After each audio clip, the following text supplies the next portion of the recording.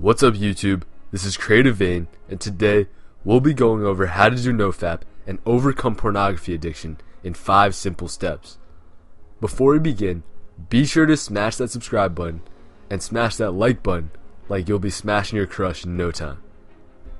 Step 1 is to understand pornography addiction and nofap.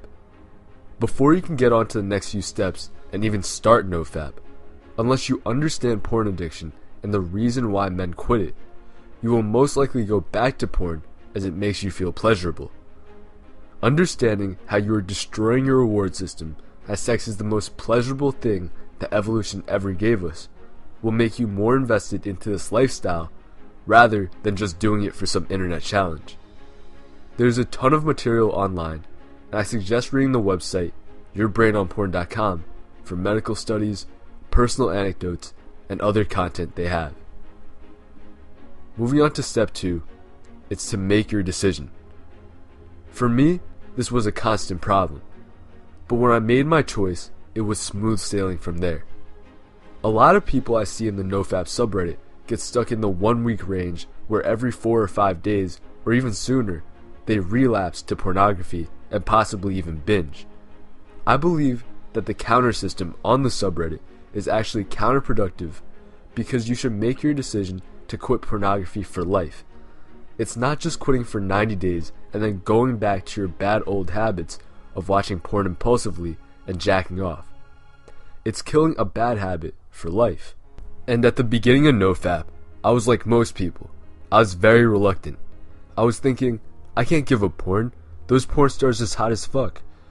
And for most people, you have these flashbacks of these scenes that you wish you watched in the recommended section, these videos that you watched before flashing back to you, and the names of the porn stars that you obsessed over for years coming back to you all at once.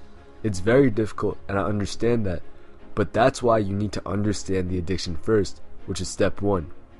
And after reading through all of that, I realized that even if they are hot, real sex is better than jacking off, escalating to disgusting categories, and feeling like shit after each day. Step 3 is to change your environment. This is 2 facets. First is to make sure you stay out of the place where you normally watch porn. For me, it was my bedroom. So I moved everything out of there, and even now, when I have to go up there to get my journal, I place my phone downstairs before I go in. I took my computer to the living room, my school supplies and textbooks downstairs, and now I'm not tempted as almost all my porn cycles were upstairs in my room alone. If you live by yourself and your entire apartment or home is a trap, then go to a library to work, or possibly outside to a park, or even to a local cafe. Remove yourself from the locations and it will be much easier. The second part of this step is to install porn blockers onto your devices. For your computer, install the K9 blocker. Set a password to something that you will write down in case you ever need to get onto a site that is not porn but is accidentally blocked, but long enough that you will not remember it. I just use a random password generator online and just call it a day. For your phone, Android users have much more options, but for iPhone users, just use the built-in restrictions and block adult content for websites. I also got an NSFW post blocker on Reddit through Google extensions, and while people say that these blockers don't matter and it's really just your choice, which I do agree with, it does significantly help in the beginning where you might be tempted to click on a GIF or another image and the software removes it right away. Step 4 is to limit social media.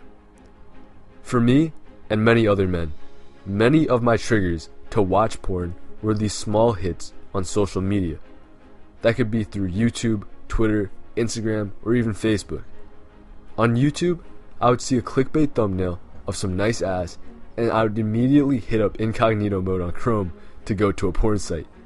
On Facebook or Instagram, I would see a girl I knew at school, and due to being so impulsive, I'd pull up a browser to a porn site and start masturbating right away. So instead, I decided to deactivate my Facebook account, delete all my apps on my phone, and installed a Chrome extension called Stay Focused, where my time on any social media site is limited to 90 minutes. The only reason why it was pretty high is due to the fact that YouTube is part of my business and I have to be on there for about an hour to do work. So it's more like 30 minutes a day on social media. And finally, step 5 is to journal or vlog.